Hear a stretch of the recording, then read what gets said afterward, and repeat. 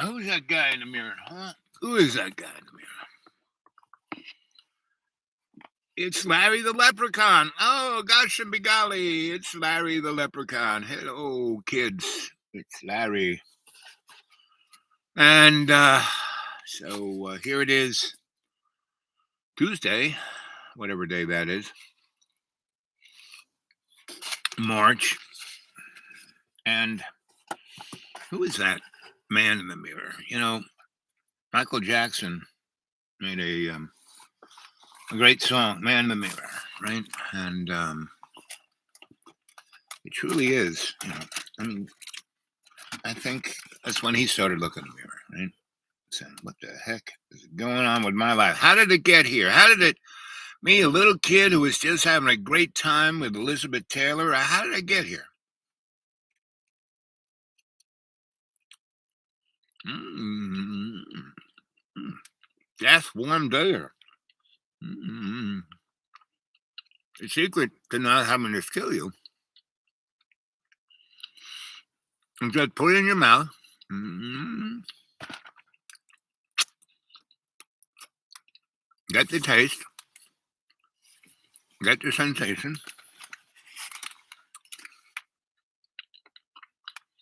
Then spit it out. Don't swallow it. Don't have it go in your tum tum. And not to buy that.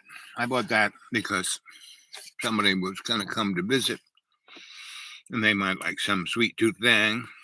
And so they never showed up.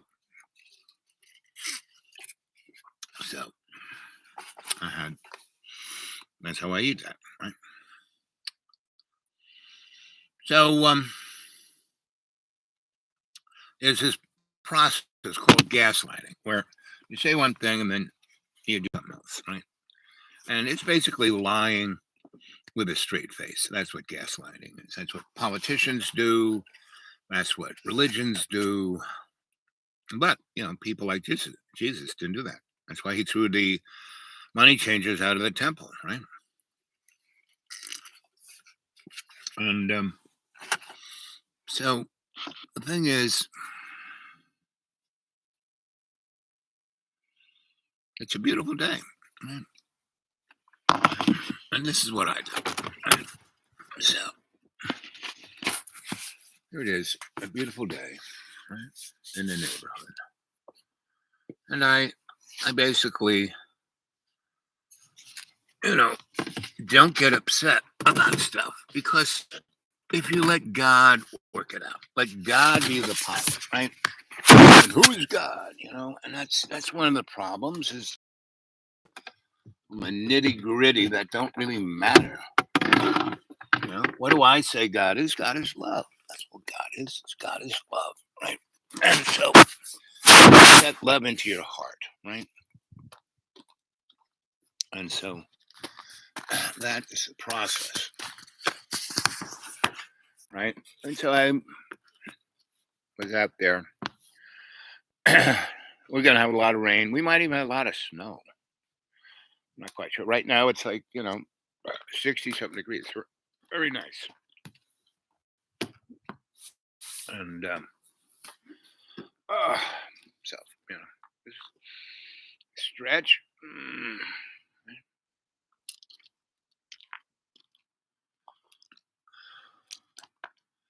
Energetically, I surround myself over the photonic field. That light coming in, that which gives us life, right, comes from the sun. That which is in the sun that gives us life is photonic energy, right? Wilhelm Reich talked about it. He called it orgone energy, the energy of the orgasm. And whenever you look at a cell under the microscope, I have a good friend. So I have all these healer friends. I was part of that community. And she is a great herbalist and a great endocrinologist, right?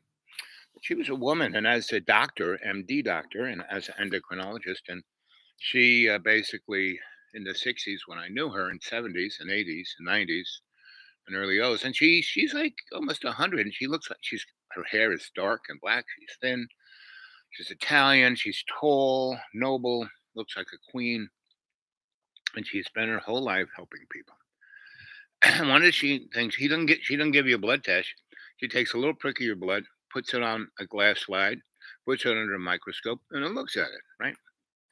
And she has a TV screen and a recording device that says the time and date, right, and the name. And so she can compare your blood, and it's in a computer, so she can just bing, and all the blood's there for a year, and she can just look at it, and she can see what's going on in you better than any doctor. I mean, she is a doctor. She's an, she's an endocrinologist and a medical doctor, right? But because she was practicing medicine in, you know, the moneyed world, people said, "Oh no, you can't do it." Oh no, no, they got really upset, especially because when she had way more success with herbs and exercise and meditation, and that's what I early on. I was part of her practice. I help people with meditation and getting their 20, their 360, and their conscious intent together. Right. That's what I'm good at. Right. And that's what I do as I go out and I'm waiting on my supermarket. I talk to the cashier lady or some other person. Every time I go out, and I go out maybe twice, maybe depends on what I got to do, but every week, maybe from 2 to 5 times, I go out. And I go out like around 10 o'clock. Then I come back by 3 o'clock, right? But, Colonel Sanders, he goes up and down this road maybe 20 times a day. And then 5 or 6 of his tweaker friends come up and down the road 3 or 4 times a day. So it's like, what is that? So it's all the above, and it's interesting to see what it is. So I just wanted to show you. So this is spring. It's already budding, and here it is. Only I don't know what is it. Last Wednesday, tomorrow. So it's like the 7th of March. Usually it's like 20 degrees and a foot of snow. It's like 60 degrees and all the plants are budding. And a lot of the trees down where I am is they're flowering already, not just budding. And that storm that was in California that went across the United States and really made a mess of the Midwest and the Upper Peninsula, and then across the Ohio Valley and the northern parts, and then went up that way, and then now it's swinging back. And end of this week or the beginning of next, I would say I haven't really looked at the spaghetti models of late, but the last time I looked at it, it was like a good 50-50 shot of probably having a biblical northeaster on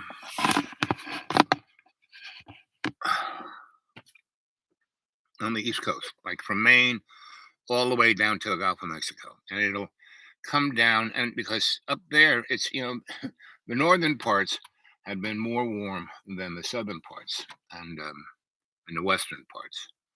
And so California is almost made up for a 20-year-old drought. They've done it in one winter, right? And if it keeps raining and snowing like it is now, because it's still doing that big river in the sky is still coming from the Pacific, coming right in there. And usually it's up north. The jet stream has fallen down. And so it's warmer up there, like in Alaska and in the northern parts above Canada, than it is here. Go figure. And so it's causing over there in Greenland and Iceland little swirly things. They're called the African vortex, meaning it's a thing that causes the weather to suck the warmth from Africa along the Pacific, then across the North Atlantic and in the Leeward Islands, and then into the Gulf of Mexico, and then up the East Coast, and then up there to just below Greenland, and then across the Atlantic into Ireland, England, like the west coast of Ireland is like Florida. It's got palm trees. The Ring of Kerry is. And I'm sure they've already built hotels all over it. When I was there was nobody there. That's when it was nice. I mean, that's me. It's like right here. Everyone's coming in all the way still, and everyone's trying to cheat each other and lie and steal. And I'm in a place where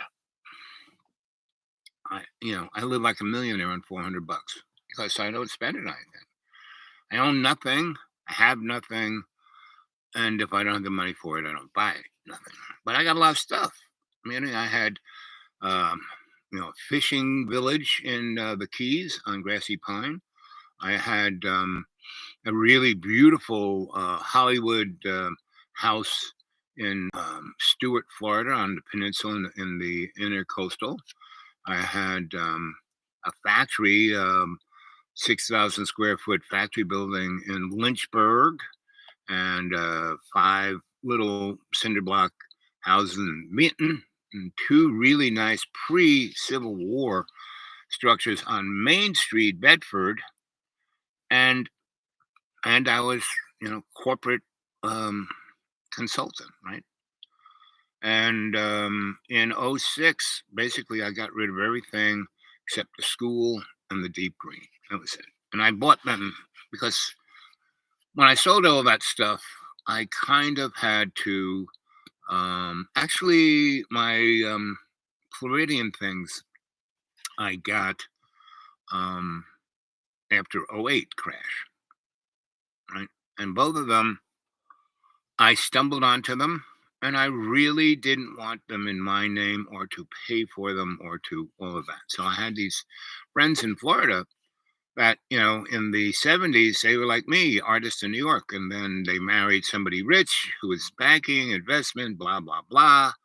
And I ended up bumping into them in Florida, and they were on, they had gotten into more, instead of the real estate thing, they kind of got into other things and married other people and started to try to get their lives back to a more simple state. But they were already in the big thing, and I bumped into them because I was in the corporate thing that I bumped into, right? So when I bumped into these things in '08 at the collapse, and people just, oh, my fishing village in the Keys. I mean, I got that for 9 grand, nothing, right? But my my buddy, who was a corporate guy, he was trying to unwind, and he had taken my advice and had basically sold all his investments, in '07ish, when everyone had to buy real estate, and anyway, so I kind of sold my stuff at that time, and I stumbled across this thing, and I was right in this window where I had to buy some other real estate, or else I was going to have to pay ridiculous tax, and so I did. Bought that, and I bought um, the deep green. Um, no, I started to fix the deep green. I got the deep green in '03. So, I bought the school then, right? I bought the school around then. Before, no, I bought that in '03 too. I think when I sold the stuff in Lynchburg, and when I sold the stuff I had in Virginia, I basically bought the school. That was right. I bought the fishing village. Yes, okay, that's it. So, and the place in Stewart, right? And the place in Stewart, my buddy who got out and still was a lawyer. He was corporate guy, but he was easing back into more family kind of law. And his wife was really great lawyer for poor people. And I mean, she didn't get paid. She had a nonprofit, and she was brilliant. She was. They were both in the corporate law scene, and they both made a lot of cash. And then at a certain point, uh, when I bumped into him, I think it was probably '06. I said, guys, you should just cash everything in. And they did. And they were sailors. So they got a sailboat, and they went all over the Caribbean for 2 years. In '08, when a crash happened, they kind of cruised back in to see what I was up to, because I was taking care of my folks. And my mom had just died. And I had stumbled onto this amazing piece of property in Stewart. I didn't really have any money or want it. And long story short, is my lawyer friends, they had some cash and they needed a place to live. And Stewart was it's a beautiful little town. It used to be. It still kind of is. It was where the Hollywood folk hung out in the wintertime in the between the 1890s and 19 30, and before they moved everything to Hollywood. And I forgot the lady's name, but she was a big movie star, and she had this big southern house with a big path and a beautiful lawn into the intercoastal, had things where you could put dock, um, you know um, your yacht, a beautiful lawn. I mean, just beautiful, like 2 acres of lawn, gigantic house in the middle, and it was had its own peninsula, but the sewer lines kind of emptied right into it. So for about 20 years, no one lived there. It smelled terrible. It was for nothing. So the guy bought that, and it had a house in right downtown Stewart, almost in the loop, kind of between the loop and the hospital, right in downtown, not on one or A1A, but right downtown. And it was a beautiful little house. And so what we did was, you know, we bought that and we got two pieces of property. And so the house we sliced, and we didn't slice in half, but we made the back part he and his wife's law office, and the backyard we turned into a parking lot, like a 10-15 car parking lot. And that was because of the hospital and the stores on the loop.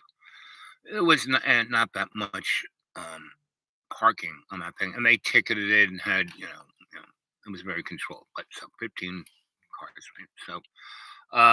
So he and his wife had their law office in the back, and in the front had a really beautiful porch. We kind of stepped that out and then filled in the hole. We built up the front yard because the sidewalk was maybe a foot and a half below the front door of the house, right? And because it some kind of flooded sometimes, so the house was maybe 2 feet above the street level, maybe even more, but at least 2 feet. You know, and so if flash flood went down that street, it wouldn't get in that house. The other houses, yes. Anyway, that was the other good thing about it. It wasn't really messed up by occasional floods, whereas the other places, nasty smells and black mold everywhere in that town, and that's why that town kind of fizzled. I mean, but it was the big place, and the courthouse still was the power, and Palm Beach is just the next, or just down the road, and that's why Palm Beach is there. So, and that was built for the movie star guys, the really, really richy. They didn't want the other stuff, so they went there. And the likes of the Bushes and people like that have their houses there. Anyway, so and they're all like built like Greek temples and Egyptian pyramids. I mean, it's a trip. So we bought that house, and that other thing came from it, and it had certain tax things if you fixed it up in a certain way. Um, you almost didn't have to pay any. They don't have they have property tax. They don't have state tax there, and there were a lot of other benefits for buying that, and it was dirt cheap. And if like I said, the state gave us money to rehab these buildings back into the style of what they came from. So it was a win, right? And I had nothing to do, so I did that winter, and I was at Lowe's one days, and I saw this Hispanic guy in his truck, and he was just had a little very low, you know, little sign saying, plumber, rehab, gardening, lawns. And I said, so, hey, do you, you know, do septic work? He said, oh, yeah. He goes, what's your problem? I said, well, Let me get in your car. Well, follow me. And so he did. We drove over to that place, went down to the end of the cul-de-sac, and he's, oh, yes. And he kind of, got out a pick and a shovel. He started digging around. He goes, oh, yeah, I can fix this. He says, but the city and the state and the federal government should fix this. And he knew all the laws. I mean, this guy was smart. And I said, they don't care. I've already gone to them. I said, okay. He goes, not a problem. I said, do you need heavy equipment? He said, oh, no, no. I take some of the boys, you know. The only thing, he had this circular saw that could cut concrete. So he cut the concrete, dug down, found the broken pipe, put it together, did a few other things that made it work even better. And, and then he sprinkled some magic dust on the place. And boy, the smell went away like that. Never came back, right? And the guy who was head of that one day, he saw me, and so the thing we did downtown, half the house law office, the other half we turned into a French cafe with a big the whole front lawn was patio. We lifted, we, you know, we were two steps, we were 2 to 3 feet from the street to the front door. We filled, and that front lawn was above too. So we built a wall, retaining wall, and because we fixed that thing, the city gave us a lot of slack on what we did downtown. So, you know, guy says, well, if you just cut this back here, when you put that retaining wall there, and if you put a new sidewalk there, right?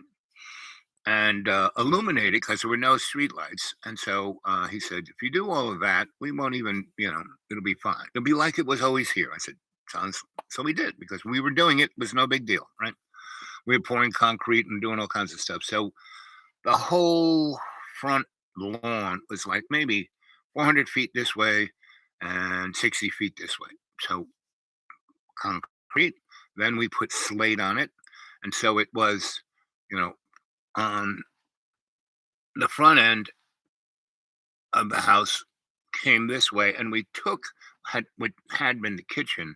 We had kind of uh, got rid of that wall because to put the foundations for all of that patio stuff, we had to do stuff with the front of the house. So we just kept the front foyer and what had been the living room, which was quite spectacular with the windows and the view of the intercoastal and all. We didn't touch any of that, and we turned that into the indoor part of the cafe. And behind it, where they had, oh, like where the slaves lived, we turned that into the kitchen. And because it had all of the water and the lines, and we made bathrooms next to it. And there was hallway that went back.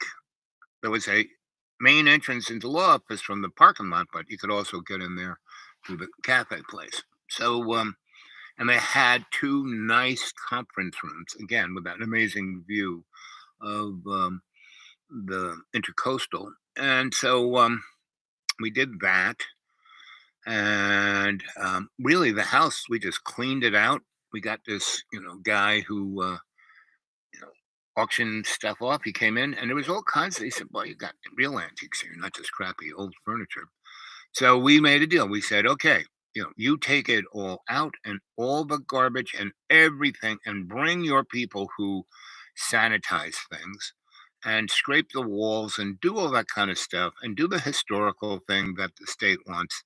Um, you get it, I said, I know about antiques, this is worth something. And so you do all of that and paint and trim and fix up everything on that surface level. We'll take care of the structural um, bones of things like plumbing and electric, and we'll do all that. You do all the other, and give us X amount of cash after everything is done, and you sold everything, and you show what you got, and blah blah blah. And we'll take 20% of that.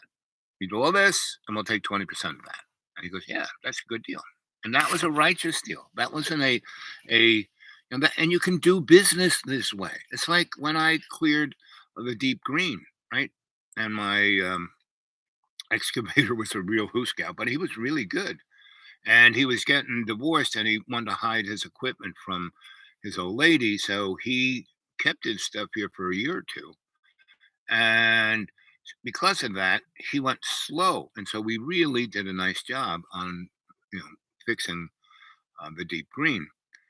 And nobody wanted that because it was a bog, right? And so we were going to clear it all out, get all rid of all the trees so the sun could come in. And we put two big, like, real big drain ditches, right? And then we put French drains on everything. And we made four different paths where we could build houses. And the incline was like that. So comes up this way with an incline of about maybe 15 degrees, and then it goes back up the other way to the top again with it.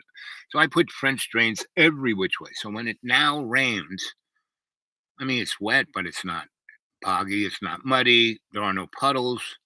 Within hour or two after it stops raining, the sun doesn't even have to come out, it's dry. Everything else, everybody else says everything is so this was the most place there was. And anyway, so the excavator guy said, I know a tree guy. He'll cut all the trees down. So the guy came in without the excavator being there. And he was a real arborist. He knows everything about the microphylla and everything, right? And he came from this neck of the woods. So anyway, he said, you have some really valuable old hardwoods, oaks and maples and birches. And he said, all this stuff is really good furniture wood. You've got like 20 grand worth of furniture here. And I said, oh, okay. Didn't know that because I didn't know that. But I think my excavator guy did. And I thought, I'm pretty sure he thought he wasn't going to tell me, oh, we're just going to get rid of the trees. He wasn't going to tell me about this, what this guy was going to. And the guy says, I'll give you. I said, no, you do all of that. Take it away. You get what you get for it. And then you give me what you want to give me. And he goes, wow. No, like taking it mono. No. You just do that. That's a fair. Don't you think that's fair? Oh, he goes, that's more than fair. Sure.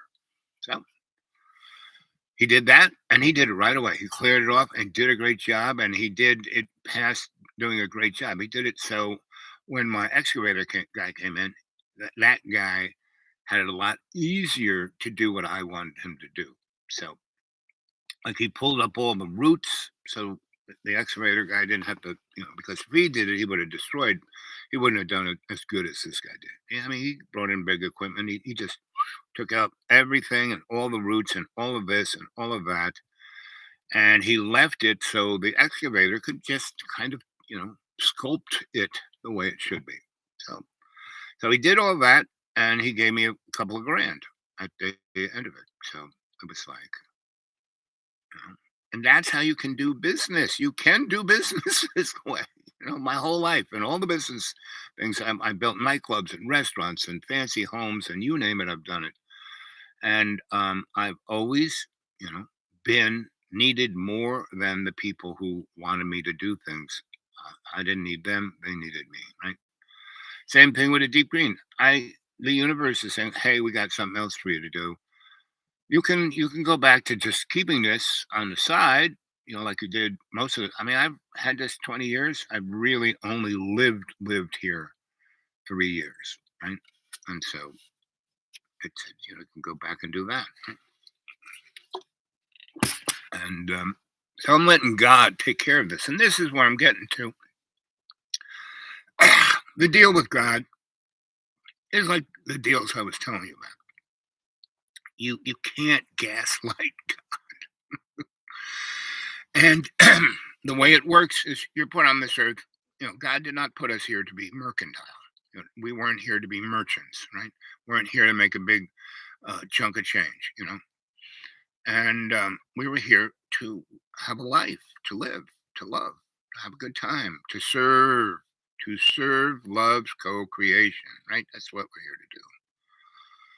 So here it is, almost 30 minutes. What time is it? Oh, almost 4. And we have about 70% juice. So if you guys want to start talking to me, there's two of you there. Ask me some questions. That's good. Um, but things are just going to get weirder. You don't think it can get any weirder. I mean, first you have to realize, they said, oh, the job market is doing too good. We want at least 4% unemployment, right? And so we have to raise the interest rates. So what interest rate? When America raised the interest rates, right? It's bonds become more valuable, right? So if you have money, people are putting money not in the stock market into bonds, right? What that does is that that money that would normally go into other developing nations' bonds don't go there no more, right? So they're getting strapped. You think we're having it hard? You think we can't find things in the supermarket? People, millions are starving to death because of the Federal Reserve raising the interest rates. And the Federal Reserve is a private corporation. It has nothing to do with the Congress with the Federal, Federal Reserve. It's like Federal Express. They're both corporations, profit oriented, and they print our money, and they put a pyramid with the eye of horse. I mean, just if you don't think that's weird,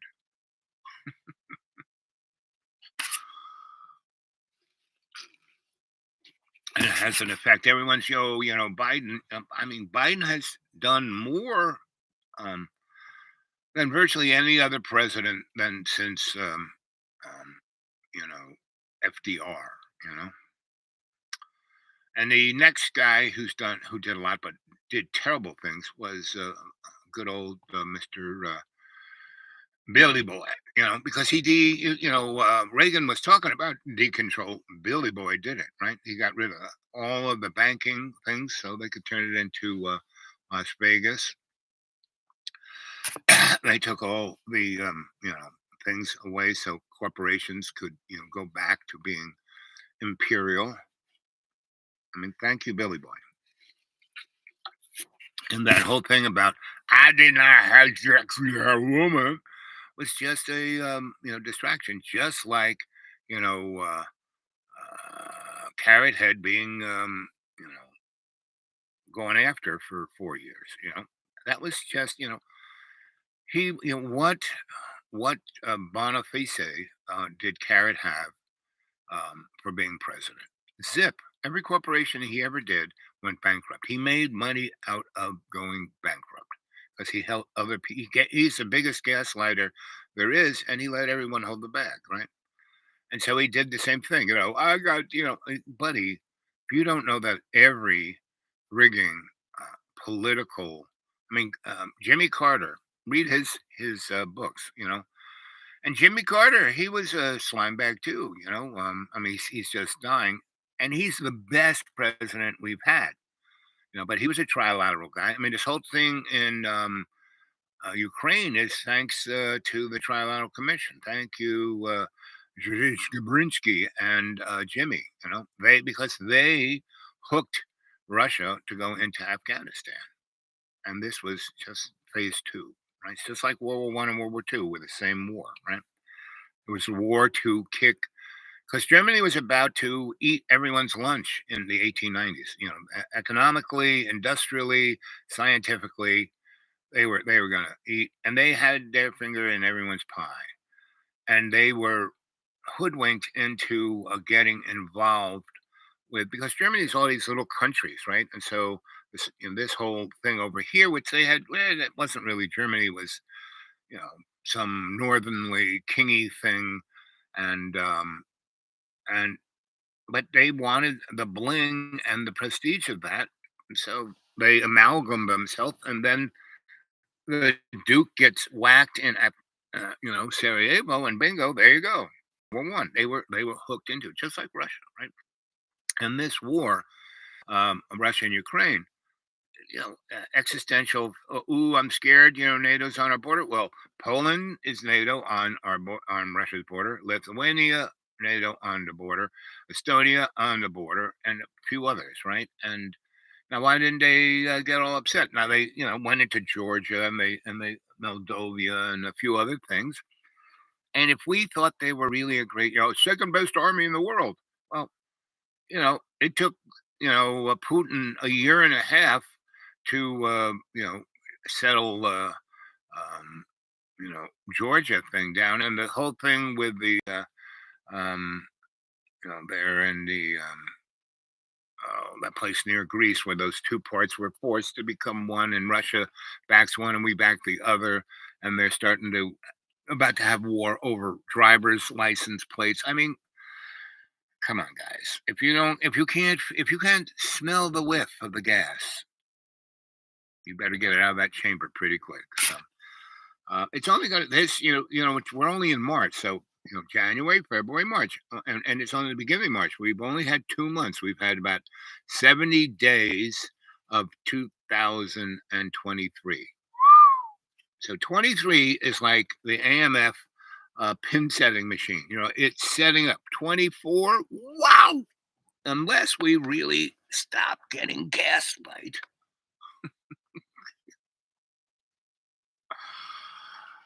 Lord have mercy. Let's see what our friends have to say. See if the phone works first. Let's see if I can see. So nobody's there, right? Nobody's. Let's see.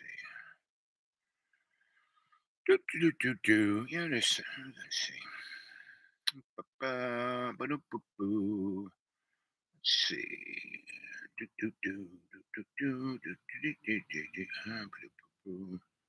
There we go. Let's see.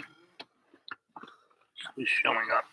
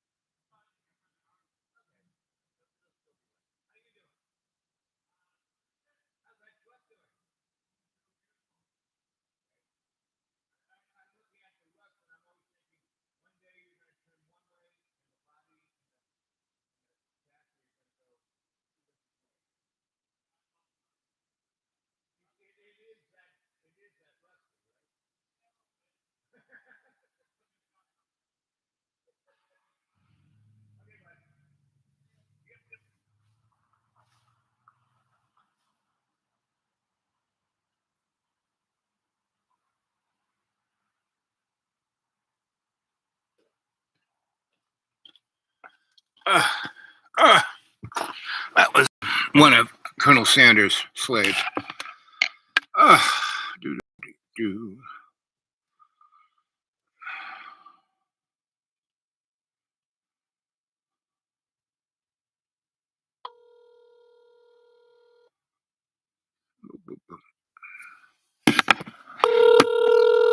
So we'll go on for another half hour.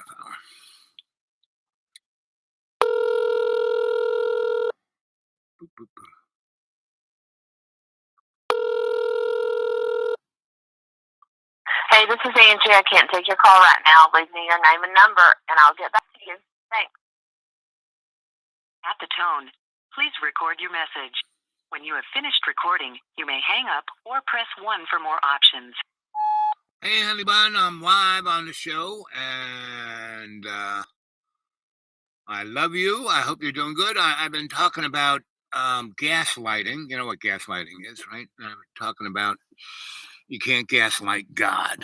And also, one of the things you have to realize is that whatever religion is telling you God is, not so much, right? God is in your heart. Jesus is in your consciousness. So if that's all going down, you're good. And that's why you're good, baby, because all that's going down. But you lived a life and you've learned and you're doing great. And thank you for being part of the cadre. Okay, sweeties, I'll talk to you later. I just happen to have a bar, and I just happen to be live on the show, and I just happen to want to say I love you. I'll catch you later. See, what other entity can I talk to? Do, do, do, do, do, do, do,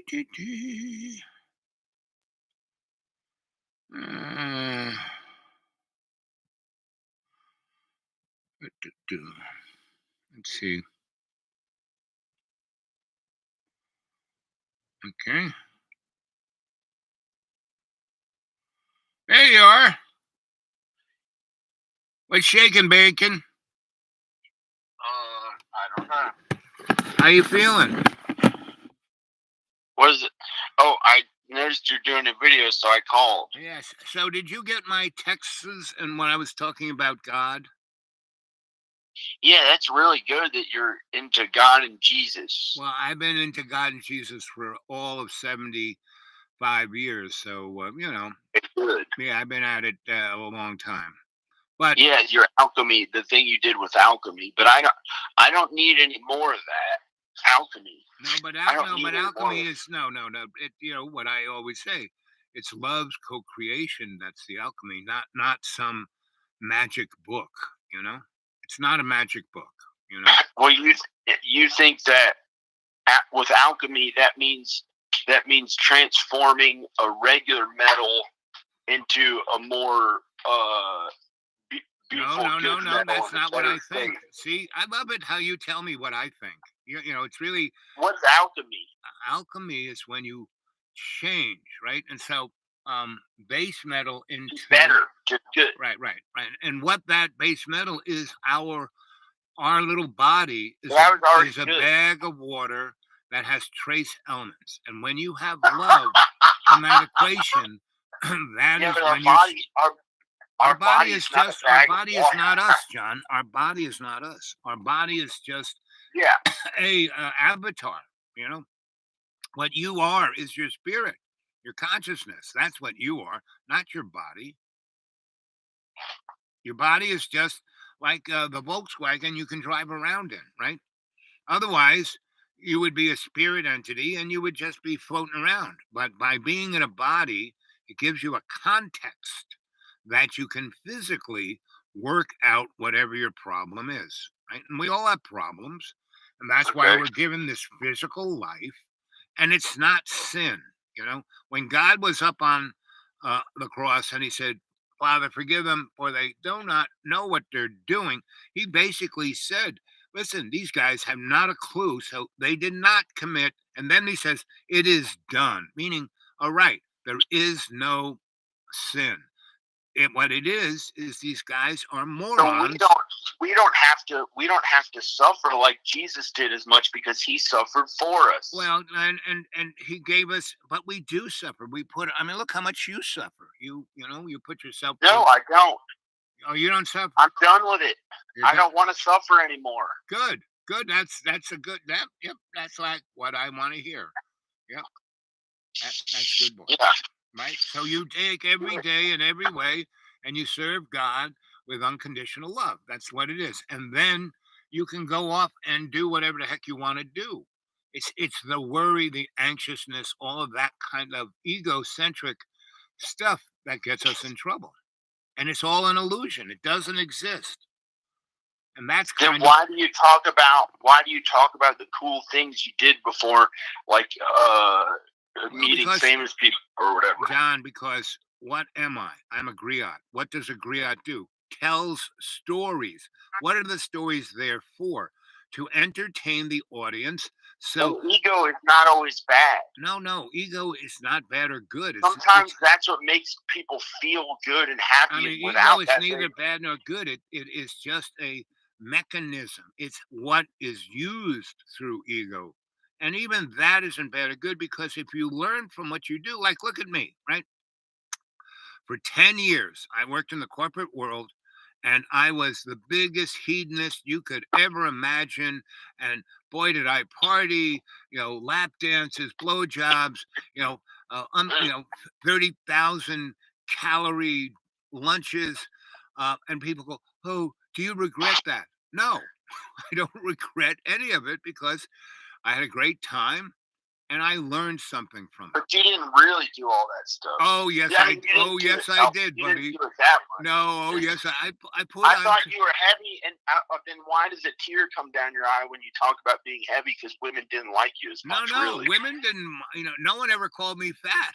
I was just Al, sometimes Big Al, but um, I was never. No, no, no, no, no. When the tear comes down my eye, it was not so much being fat. It was the people. Like I had a really great titty bar girlfriend. Right, she was the best. She made the most money. She started her own titty bar, and she was. Oh, she came from Yugoslavia. She was a Croat, and she would there were guys who loved having her choke them with her legs.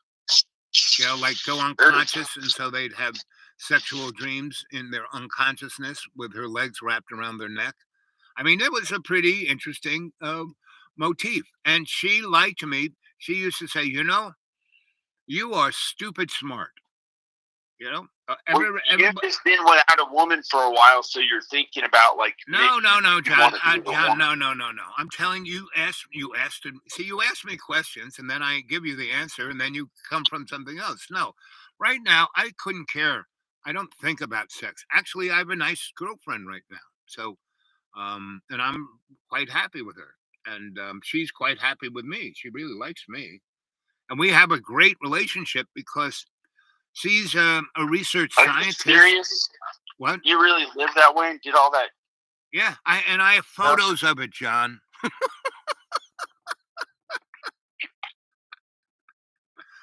And I show people on the show the photos, right? So and not only do I tell the story, I have the photographic evidence. I'd like a girlfriend who I'm married to, but I don't like debauchery. No, but buddy, when you talk about debauchery and you talk about what's that, fornication, do you know what the word fornication means? Having sex when you're not married. No, that doesn't mean it. No. Yeah. No. That's what the King James Bible says. But when you go into you go from Latin to Greek, Hebrew into Sumerian. Any kind of sex when you're not married. No. Anytime you're having sex where you are not interacting with God, meaning real essence of intercourse is to reproduce. No, you don't think about God when you have sex. Oh, I do all the time. No. Yeah. God is when I'm really having real loving relation, like Plato talked about the different types of love. There's platonic love, there's eros love, there's all these different loves, right? Now you're quoting Plato instead of the Bible. Well, where do you think King James got it from? I don't know who King James is, but I know how the Bible got written by prophets, and I'm not as into the Old Testament. I'm into the New Testament that's about Jesus. That's how we're judged on judgment. But the Old Testament, the Old Testament is all about Jesus. Do you know who Malachi is? I've heard of him in the Bible, but I don't remember. In the Old Testament, right? Malachi is Jesus. No. Jesus has been around before we were here. Father, Son, Holy Ghost. That is immortal. Jesus been here. He wasn't just that guy from. He wasn't Malachi. Malachi was a king, and Aaron. There's the two brothers, and there was this city called the place that got turned into salt.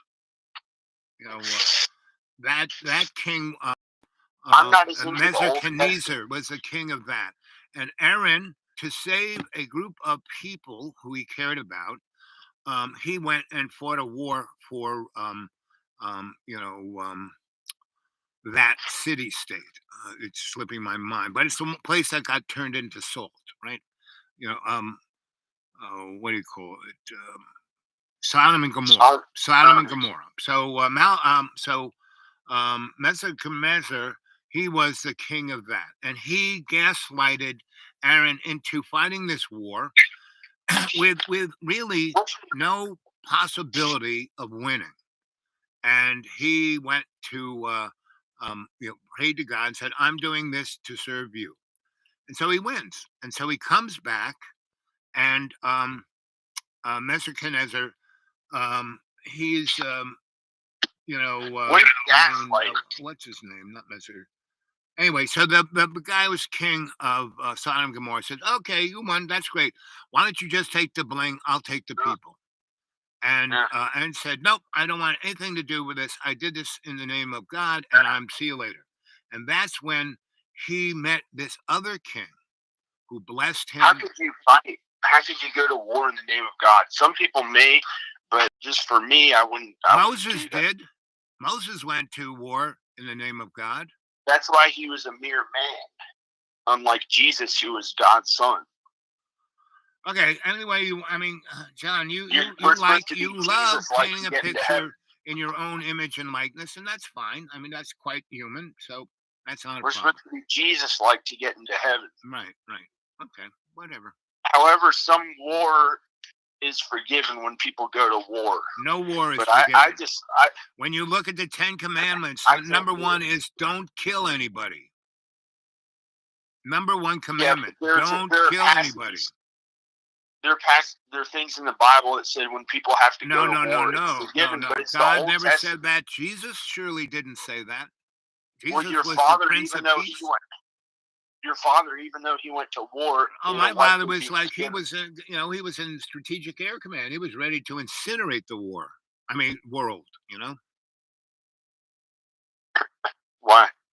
Because he was in Strategic Air Command. That was their job, to incinerate the world.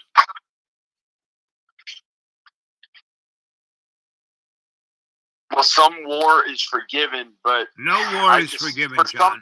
No war is forgiven. For people like you and me, we wouldn't go to war. We'd be John, the bottom line is no war is forgiven because the person would have to forgive you for going to war is yourself. God does not judge. We do not have a judging God.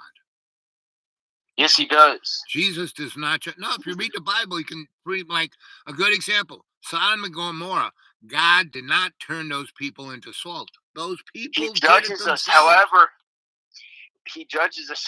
after maybe what's called an eternity in hell for some people. I think we all get into heaven. Why would a loving God put you in hell when you're already in hell right now?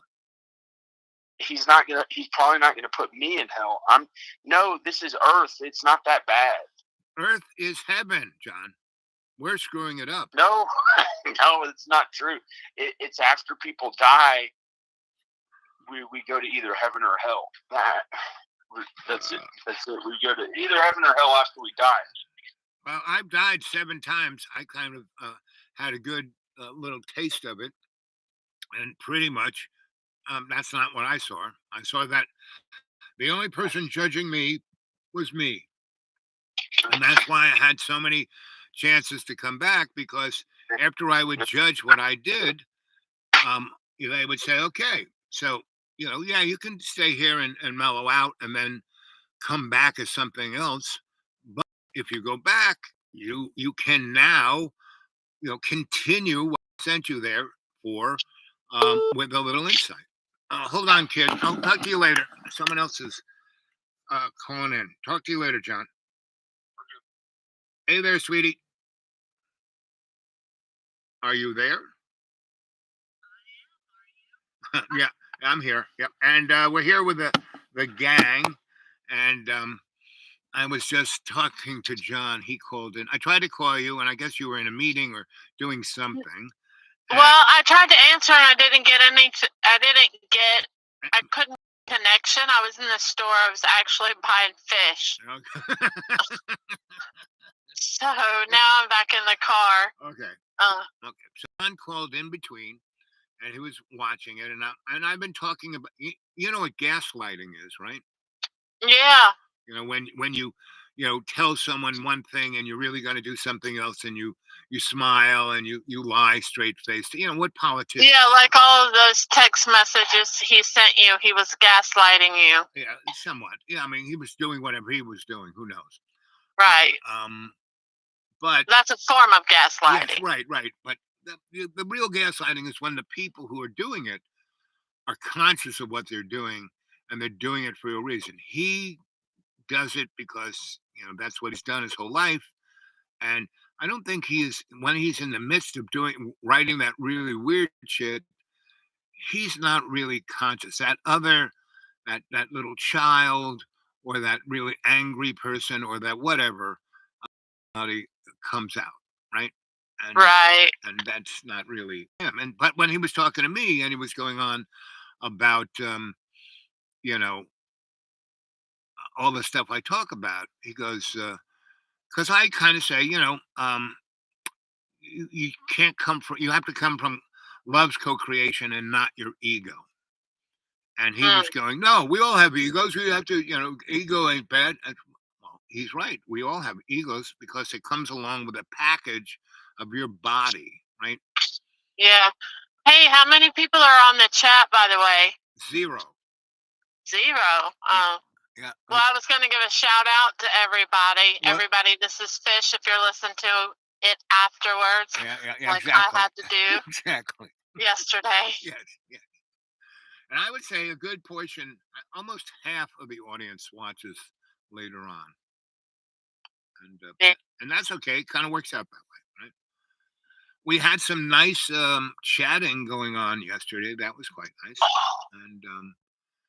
And I sent my novel off to Dragon, so he can see what he thinks of it. So, are you on?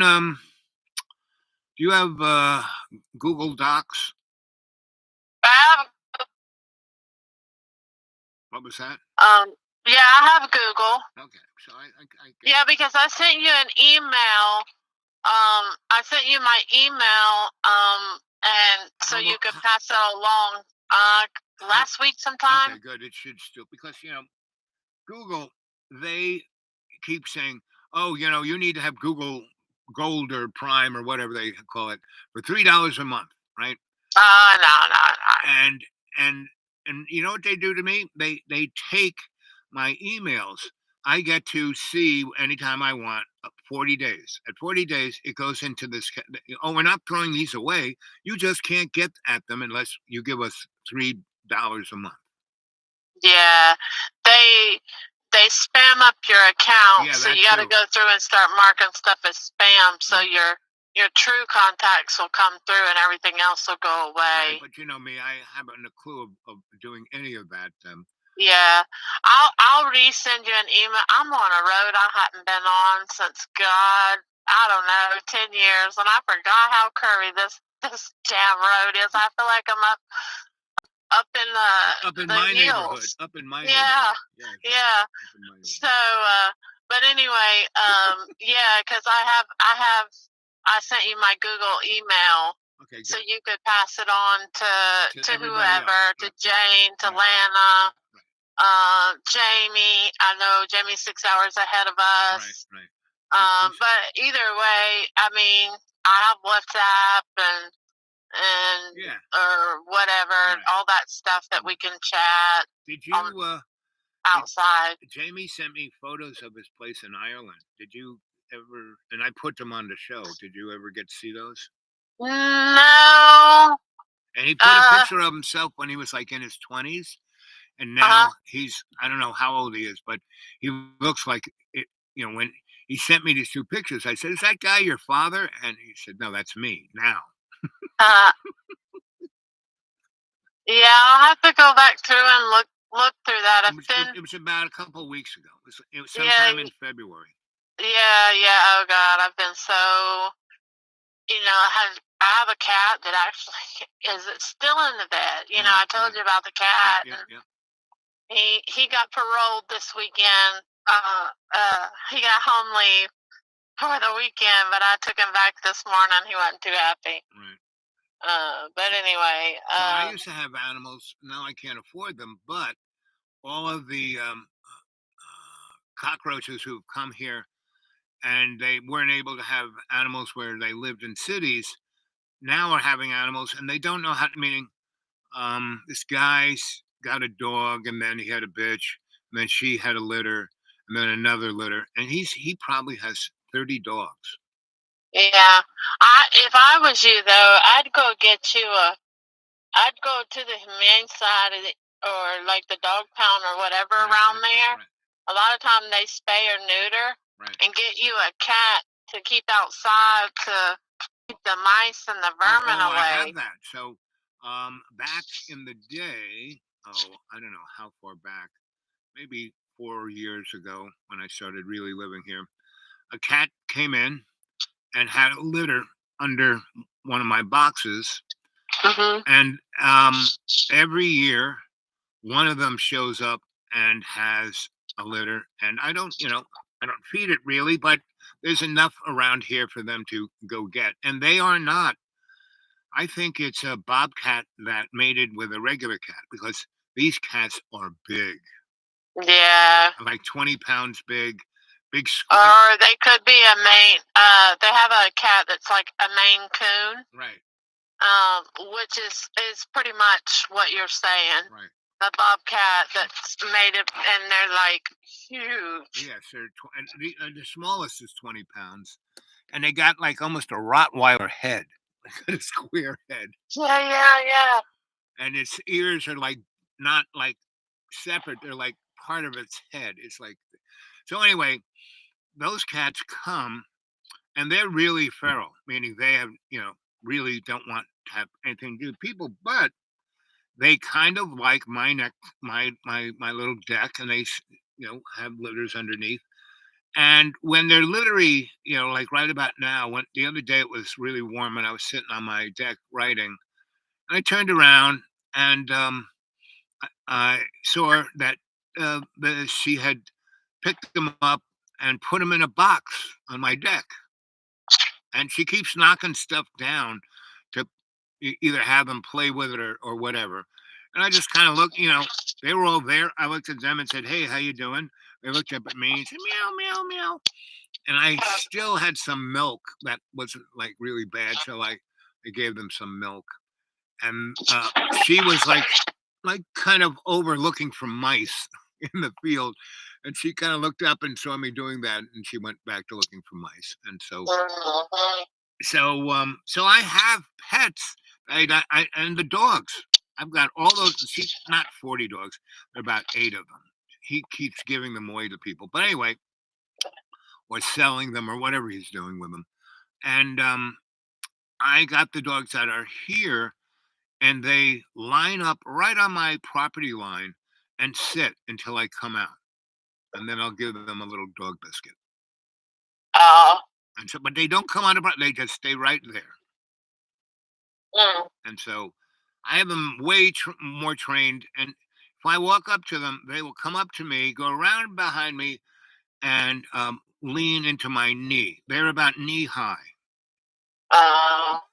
There's some that are blue tick, so those guys are about calf high. So he's got these dogs that are blue tickish, and other ones that are blue tickish with what you want to call it, pit bull. So, but they're all very sweet. They like me. They like me rubbing them on the back and on their ears. But they stay right. I take the chair out of my car. I have a little box of dog biscuits, and I sit in front of them, and I give them the motion to sit. Some of them are a little smarter than others, and some are like cheeky monkeys. Like they'll only sit when I don't ask them to sit. If I ask them, I got one like that. Yeah.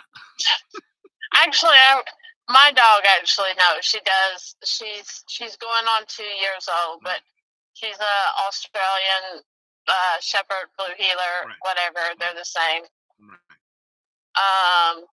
And I got her, and she was probably about 4 or 5 months old. I got her from a rescue. And I paid $25 for her. Went and had her spayed. Got my $25 back.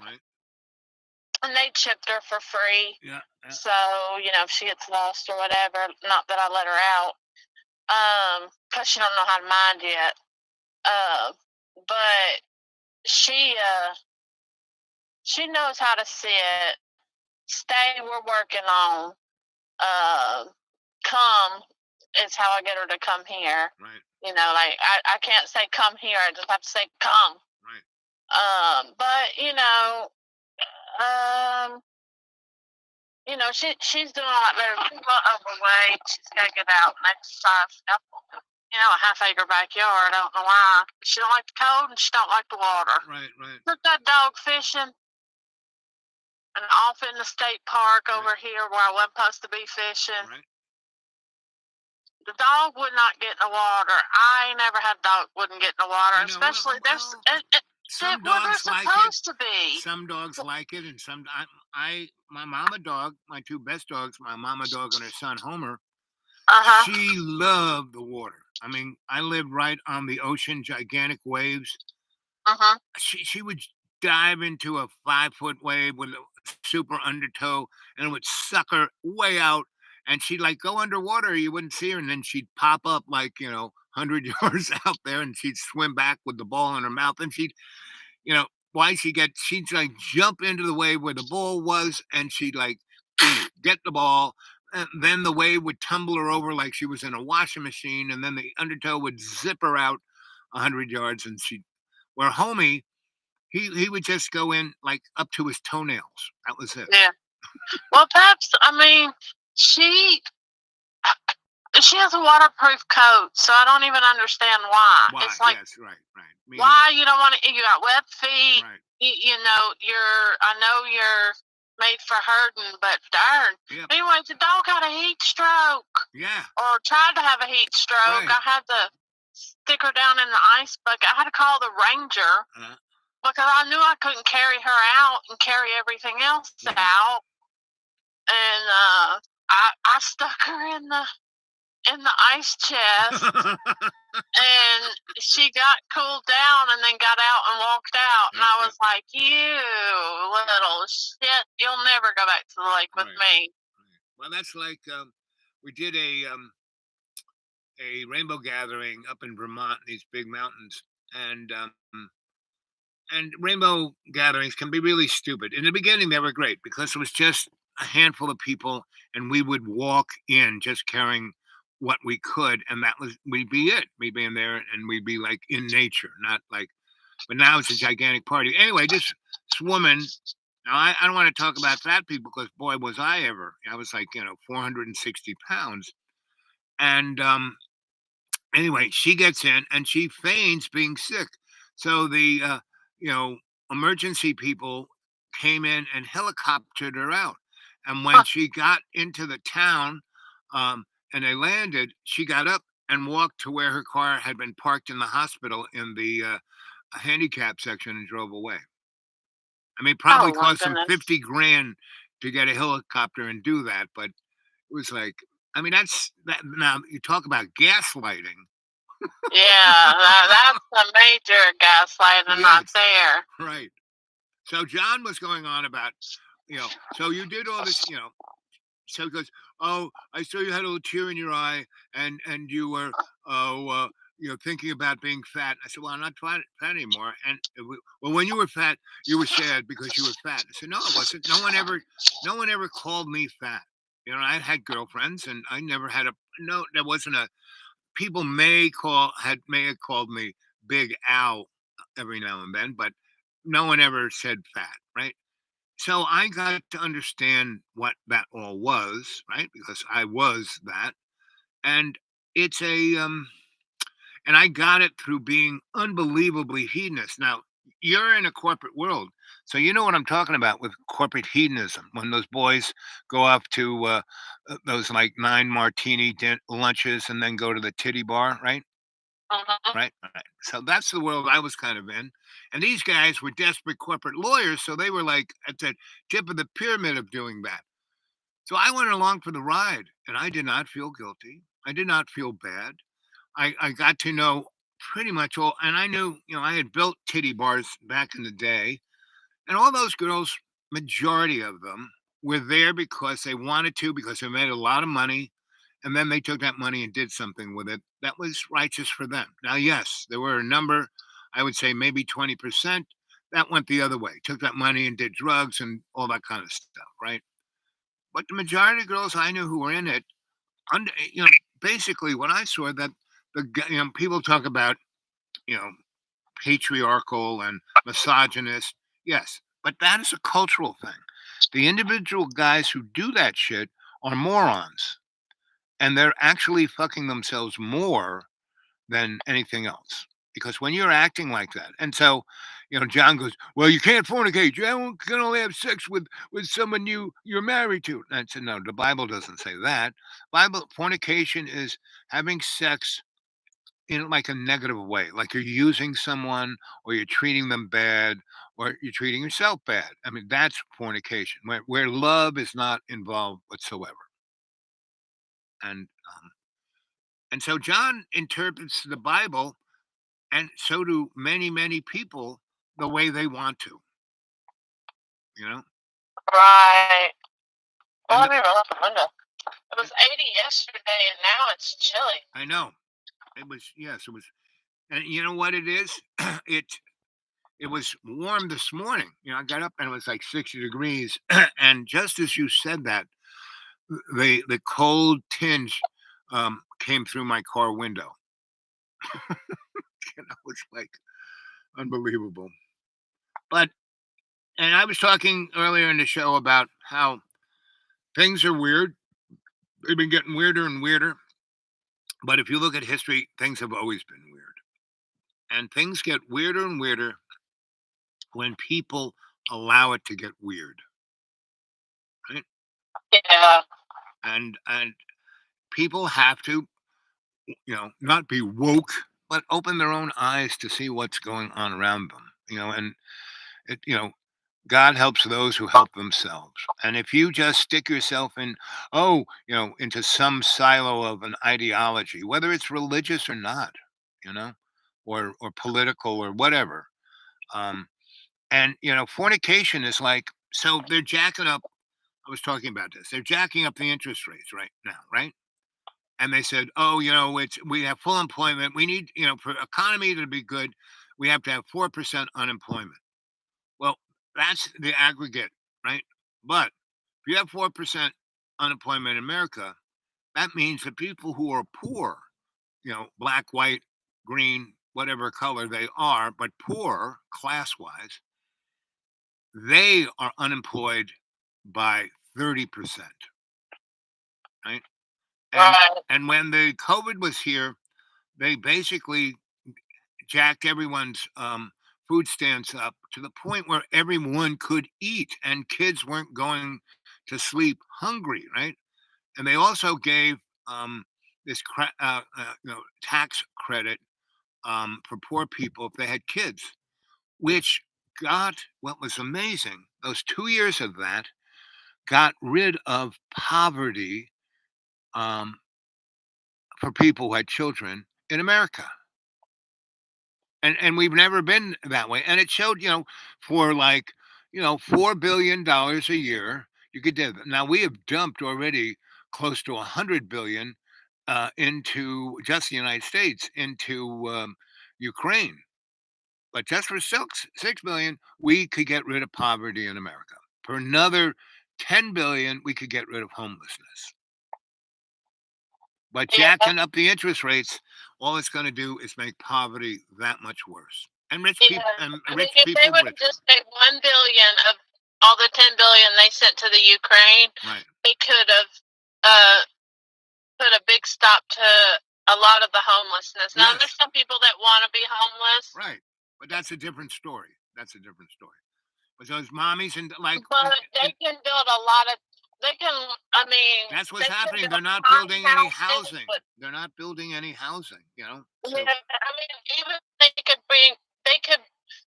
have like a big lot, with grass and stuff. Well, they don't even have to do build that. Tiny houses. Well, that have bathrooms and showers and upstairs lofts. What we did in the 1970s and 80s when New York went bankrupt and 1 million rent-controlled apartments went feral, meaning the owners walked away, and the city and state took those ownership of those buildings. So the state owned them, not an individual. Well, they redlined whole neighborhoods, like 10 square miles of Brooklyn, and 2 square miles of Lower East Side, and 15 square miles of Red Hook. And we went into those places and we took over buildings that were still viable and fixed them up to code. And I being a master electrician, got legal electricity into all those apartments, and we gave 500 families their own house. And when I went back, and I have friends who are still running that thing, and those families still have those. And the real estate came back like gangbusters. So those apartments that they own, those buildings that they have as collectives, are worth lots of money. So no one would lend us or let us put money into a bank, right? So we had to start our own credit union. So that became last time I was in New York, and it was the 30th anniversary of our credit union, and it had $1 billion in it. And that money wasn't in the piggy bank. That money was in all of those people who had those apartments that were part of the thing. They started businesses and sent their kids off to college. And I don't know if I told you this. My birthday was in February, and I got a box, and I had 128 kids. I called them my God kids that had no family, had nobody. They were just roaming the streets and doing bad things. And they were either going to be dead or in jail for the rest of their life. I grabbed them if they were the right kind of kid. And I'd say, listen, you're not going to do this. You're going to work for me as an electrician. I'm going to teach you a trade. I'm going to, give you a place to live. That'll be yours. And that 128 did it. Meaning, instead of gaslighting it, there were some guys who gaslighted and took advantage. But then they, were gone or shot or, drugged out. And anyway, 128 succeeded when I left. I left them in a good way. And so on my birthday this year, I got a box in the mail, and one of those kids, because all the 128 are like a family. It's like the cadre. They're tight. They still are connected with each other. Anyway, so a couple of them knew where I was. So he got a hold of the address. He sent me a box, and it had these shirts with the logo. And I used to tell the kids, you have to be ethical about this, because working on electricity, you can paint someone's house. It's not going to kill them. If you do the electric wrong, you could electrocute them and or start the house on fire. So we have to do this ethically, right? So this guy started his own business called Ethical Electrical, right? And so, and I used to give kids books to read, interesting books, just to get them to read. And so I get this box, and there's 3 or 4 of these shirts with the logo on it. And I get, and in it, there's 3 or 4 books that I had given him. And I don't think they were the books I gave him, but he found them online or somewhere, and he sent them back. And then he sent me a letter, and he said, I got your phone number from one of the others, and I sent you this because I just wanted to tell you that I have my master's license, which in New York City is a very difficult thing to do. And I was in the union, and that's why he got the license. And he goes, I had 4 kids, and each of them had 2 kids. All of them went to college. I have a house in Queens. I have another one in Connecticut. And I still have that apartment. And it's all because of you. Because if you hadn't grabbed me that day in the street and said, no, you're not going to do this. You're going to be my helper, and I'm going to give you an apartment. If you hadn't done that, I'd be dead or in jail right now. And those kids would never have been born. So thank you. So that was the best birthday present I've gotten in a long, long time. Yes, that was very nice. Yeah. And so that is what life is about. And if we all did that, like you did, you took care of your nephews. You didn't have to do that, right? But you did. Yeah, I did. And it made you a better person. Yeah. No, it did. A little bit crazier. Yeah, well, that's a different story. But it made. Yeah. I mean, it did. I mean, Yes, it made you a better person. Down. Yes. You wouldn't be the girl you are now if you didn't do that. That's true. I'd probably still be in the bar every night. You got it. Not that I like to drink, I just like to go. You like the Actually, I company. like to go and listen to live music Yes. is what I like to do. Is there any of that still around you? Oh, yeah. Of course it is. You know where I live. Yeah, I know where you live. That's right. So that's, and you know, that's sad. And in my...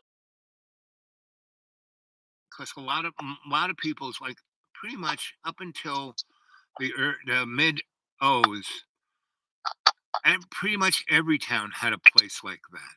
You know what I mean? They weren't Nashville, but there were places like that. You know? Yeah, we have local, even here in my towns, we have local bars that do. Oh, it's chilly. Yeah, it's cold. I'm having my hood on my head. Well, I was in the car, and now I'm back over here. Right. Excuse me, at my office. Well, Jamie says hello. There's 3 people on and 1 thumbs up. Come on, guys, more thumbs up. Come on. Thank you, Jimmy. And so I myself, the sun is going down, and I want to get back to my place. I'm up at my neighbor's about 1.5 miles from me, so.